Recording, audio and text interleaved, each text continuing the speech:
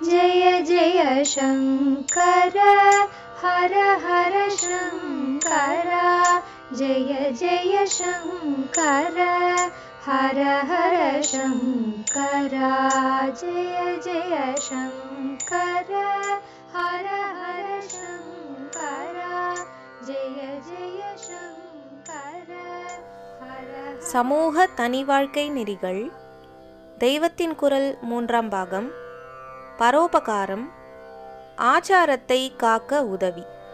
நான் சொல்கிறது எல்லாருக்கும் தான் என்றாலும் பிராமணர்களில் வசதியுள்ள பென்ஷனர்களுக்கு இதை குறிப்பாக சொல்கிறேன்.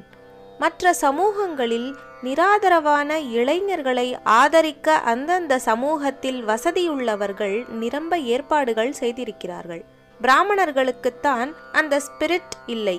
காலேஜ் அட்மிஷன், உத்தியோகம் பெறுவது எல்லாவற்றிலுமே கம்யூனல் GO வந்த நாளாக பிராமண பசங்கள் அதிக கஷ்ட தசையில் இருக்கிற இப்போதும் அந்த சமூகத்தில் சௌகரியமுள்ளவர்கள் இதை கவனிக்காமல் இருப்பது நியாயமில்லை. ஒரு காலத்தில் பிராமண பசங்களை காலேஜ் அட்மிஷன், அப்பாயின்மெண்ட் எல்லாவற்றிலும் சர்க்கார் கழித்து கட்டுவதை பார்த்து நான் சந்தோஷப்பட்டது கூட உண்டு. ஆமாம், சந்தோஷம்தான் பட்டேன். ஏனென்றால் இவன் தனக்கான வேத வித்யையையும் எளிய வாழ்க்கையையும் விட்டுவிட்டு பணமே குறியாக துராச்சாரத்தில் இறங்கியிருப்பதற்கு இந்த இங்கிலீஷ் படிப்பும் உத்தியோகமும் தானே காரணம். இவனாக இதுகளை விடாவிட்டாலும் மற்றவர்களும் சர்க்காரும் சேர்ந்து இவனுக்கு இதுகள் கிடையாது என்று விரட்டி அடிப்பதால் இப்போதாவது வேறு வழி இல்லை என்று அத்தியனத்துக்கு திரும்பி உள்ளதே போதும் என்று திருப்தனாக பிராமண லட்சணப்படி கிராமத்தோடு இருந்து கொண்டு சிம்பிளாக வாழ ஆரம்பிப்பான் அல்லவா என்று மனப்பால் குடித்துதான் சந்தோஷப்பட்டேன். ஆனால் நடந்தது என்ன என்றால், இவனுக்கு மேல் படிப்பில்லை, அழுக்குப்படாத உத்தியோகம் இல்லை என்றதும் இவன் தன் பிராச்சீன ஜீவித முறைக்கு திரும்பாமல் இன்னும் படுமோசமாக துராச்சாரத்திலேயே இறங்க ஆரம்பித்து விட்டான். சினிமாவில் சேர்வது, மிலிட்ரியில் சேர்ந்து மது மாம்சாதிகளை சாப்பிடுவது, ஹோட்டலில் சேர்ந்து கொஞ்சம் கூட ஆகார சுத்தம் இல்லாமல் தின்பது என்றெல்லாம் ஆரம்பித்து விட்டான்.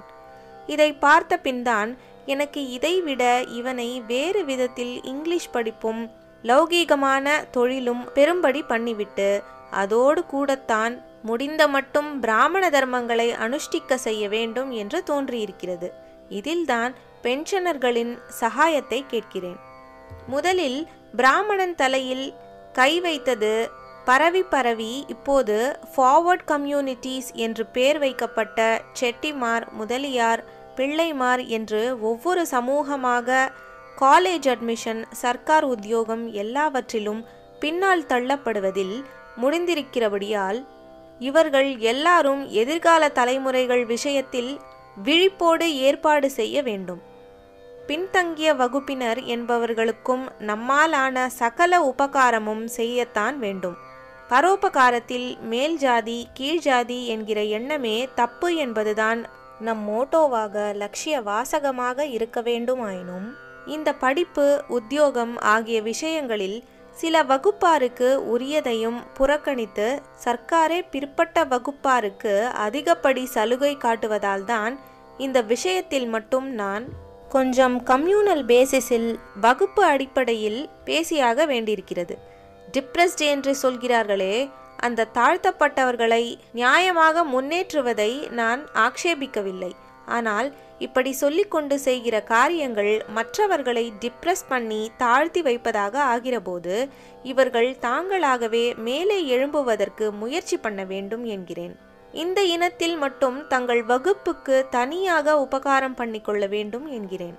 அதாவது சர்க்காரும் கைவிட்டு சொந்த சமூகத்திலும் போதிய ஆதரவு இதுவரை பெறாத பிராமண பசங்களுக்கு குறிப்பாகவும் மற்ற முன்னேறிய வகுப்பினர் எல்லோருக்குமே பொதுவாகவும் இந்த சமூகங்களைச் சேர்ந்த பென்ஷனர்கள் ஒன்று சேர்ந்து டியூட்டோரியல் காலேஜ் வைத்து பலவிதமான தொழில்களும் சொல்லிக் கொடுக்க வேண்டும். பென்ஷனர்கள் தங்களுக்கு சம்பளம் வாங்கி கொள்ளாமல் இவற்றில் ஆசிரியர்களாக சொல்லிக் கொடுத்தால் விசேஷம். ஆனாலும் ஒரு காலேஜ் என்று நடத்தினால் இதர செலவுகள், மெயின்டெனன்ஸ் சார்ஜஸ் ஆகுமல்லவா? அதனால் அவசிய செலவுகள் மட்டும் கட்டுப்படி ஆகிற மாதிரி குறைச்சல் ஃபீஸ் வாங்கலாம். இதன் மூலம் முன்னேறியதாக சொல்லப்படும் ஜாதிக்கார பிள்ளைகள் இவ்வளவு தூரம் தங்களை பகிஷ்கரிக்காத சென்ட்ரல் சர்வீஸ், பாங்கு, கம்பெனிகள் ஆகியவற்றில் வேலைக்கு போவதற்கோ சுதந்திரமாக ஒரு தொழில் செய்து பிழைத்து போகவோ வழி செய்ததாகும். டியூட்டோரியல் காலேஜில் படித்தால் அப்புறம் பிரைவேட்டாக அநேக யூனிவர்சிட்டிகளில் பரீட்சை எழுதி டிகிரி வாங்கலாம் அல்லவா? ரெகுலர் காலேஜில் தான் சர்க்கார் சீட் ரிசர்வேஷன் வைத்து இவர்களை விரட்டுகிறதே. அதனால்தான் இந்த யோசனை. பல துறைகளில் அனுபவஸ்தர்களான பெரியவர்கள் ரிட்டையர் ஆகி ஓய்வில் இருக்கிறீர்கள் அல்லவா? நீங்கள் ஒன்று சேர்ந்து கணிதம், பிசிக்ஸ், கெமிஸ்ட்ரி மற்றும் புது சயின்ஸுகள், இன்ஜினியரிங், அக்கவுண்டன்சி, இன்னும் இப்போது ஏற்பட்டிருக்கிற அநேக டெக்னாலஜிக்கல் சப்ஜெக்ட்கள், தொழில்துறை சப்ஜெக்ட்கள், வீவிங் அதாவது நெசவு போன்றவை கூடத்தான். சங்கீத வாத்தியங்கள் வாசிப்பதை கூட சேர்த்து கொள்ளலாம். இந்த எல்லாவற்றிலும் பயிற்சி தருவதற்கு பிரைவேட்டாக டியூட்டோரியல் காலேஜ் ஆரம்பியுங்கள். குறிப்பு: கம்ப்யூட்டர் சகாப்தம் பிறப்பதற்கு முன் கூறியது. எனவே அந்த பயிற்சியையும் சேர்த்து கொள்ள வேண்டும். போதகர், போஷகர் இரண்டாகவும் இவற்றில் பணி செய்து இரட்டிப்பு புண்ணியம் பெறுங்கள்.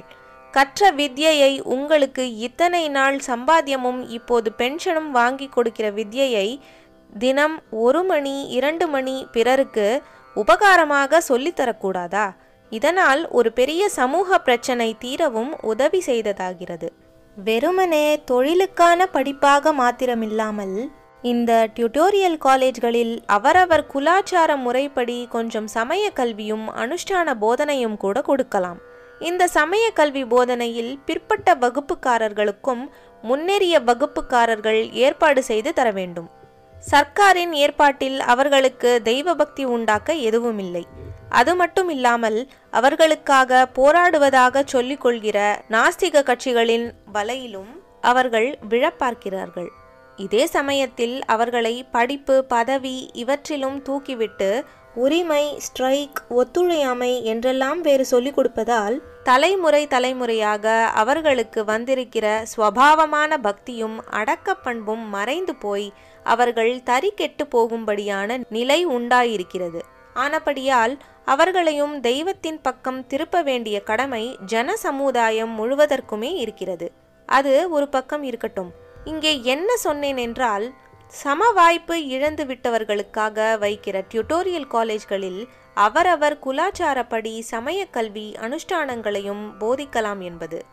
இப்போது லோகம் இருக்கிற இருப்பில் இதை கம்பல்சரியாக பண்ணினால் இம்மாதிரி காலேஜில் சேர வருகிறவர்களே குறைந்து போய் விடுவார்களோ என்று பயமாயிருக்கிறது. ஆனபடியால் இதை ஆப்ஷனலாக வைக்கலாம். கட்டாய பாடமாக இல்லாததாலேயே இதில் என்னதான் இருக்கு பார்ப்போமே என்று பலருக்கு ஆர்வம் ஏற்பட்டு இஷ்ட பாடமாக எடுத்துக்கொள்ளலாம். காலை பருவத்தில் ஆகார சுத்தி இல்லாமல் கண்டபடி சாப்பிட்டு மாணவர்கள் மனஸ் விகாரப்படுவதை தடுப்பதாக இந்த காலேஜ்களில் சாஸ்திர சம்பிரதாயப்படியான ஹாஸ்டல்களும் வைக்கலாம். ஆகார சுத்தி ஆத்ம சக்திக்கே அஸ்திவாரம் மாதிரி. அது இப்போது ரொம்பவும் சீர்கெட்டு போய் இருக்கிறது. கண்டதை தின்பதற்கு கண்ட இடமெல்லாம் ஹோட்டல் மயமாய் இருக்கிறது. முன்னே ஹோட்டல் என்பதே என்னவென்று நம் சமூகத்துக்கு தெரியாது. ஹோட்டல் வைத்து காசு வாங்கி கொண்டு அன்ன விக்கிரயம் செய்வது, உணவை விற்பது நம் சாஸ்திரப்படி பாபமாகும். முன்னெல்லாம் ஊருக்கு ஊர் இதனால்தான் யாத்ரீகர்களுக்காக சத்திரம் என்று தர்மசாலை இருந்தது. அதிலே சாஸ்திரப்படியான ஆகாரமே நாள்கிழமைகளிலும் விரத உபவாச தினங்களிலும் எப்படி போடணுமோ அப்படியே போட்டு வந்தார்கள். யாத்ரிகர்கள் இம்மாதிரி போஜனம் பண்ணுவதில் அவர்களுக்கு ஏற்பது இகழ்ச்சி என்பது இல்லாமலே சத்திரம் நடத்துகிறவர்களுக்கு மட்டும் ஈகையின் புண்ணியம் கிடைத்து வந்தது. மற்றவர்களை விடவும் வித்யாபியாசம் செய்கிற இளம் பருவத்தில் இருப்பவர்களை வயோசேஷ்டையால் புத்தி விகாரப்படாமல் ரட்சிக்க வேண்டியது ரொம்பவும் அவசியமானதால் அவர்களுக்காக சாஸ்திரியமான ஹாஸ்டல்கள் வைத்து சுத்தமான ஆகாரம் போடுவதை முக்கியமாக கவனத்தில் கொள்ள வேண்டும். வாழ்க்கையின் கடைசி ஸ்திதியில் இருக்கும் பென்ஷனர்களான நீங்களே யோசித்து பாருங்கள். எத்தனையோ 1000 வருஷமாக நம் பெரியோர்கள் ரட்சித்து கொடுத்த ஆச்சார ஆகார சுத்திகள் இன்னவென்றே தெரியாமல் இளந்தலைமுறையினரால் தாரை வார்க்கப்பட விடலாமா? விடக்கூடாது என்றால் யாரை கொண்டு இதை பண்ணுவது? ராஜாதான் முன்காலங்களில் தர்ம ரக்ஷணத்தை கவனித்து கொண்டது. ஆனால் இப்போதுள்ள சர்க்காரை கொண்டு ஆச்சார அபிவிருத்திக்கு ரூல் போட பண்ண நினைப்பதே பரிகாசம் அல்லவா?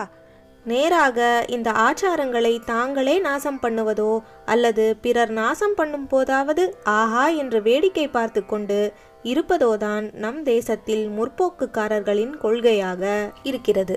அவர்களை மீறி நம்முடைய செக்யுலர் ராஜாங்கமும் போகாது. ஆகையால் நம்முடைய புராதன தர்மங்களை காப்பாற்ற நாமேதான் ஆனதை செய்ய வேண்டும். எனவே உங்களில் கற்றறிந்த அநேக இடங்களில் நல்ல பதவிகள் வகித்து ஓரளவு செல்வமும் செல்வாக்கும் பெற்று தற்போது நிறைய சாவகாசம் பெற்றுள்ள பென்ஷனர்களான பெரியோர்களே இந்த விஷயத்தில் தங்களால் இயன்ற பொறுப்பை எடுத்துக்கொள்ள வேண்டும். ஜெய ஜெய சங்கர, ஹர ஹர சங்கர, மகாபிரியவா சரணம்.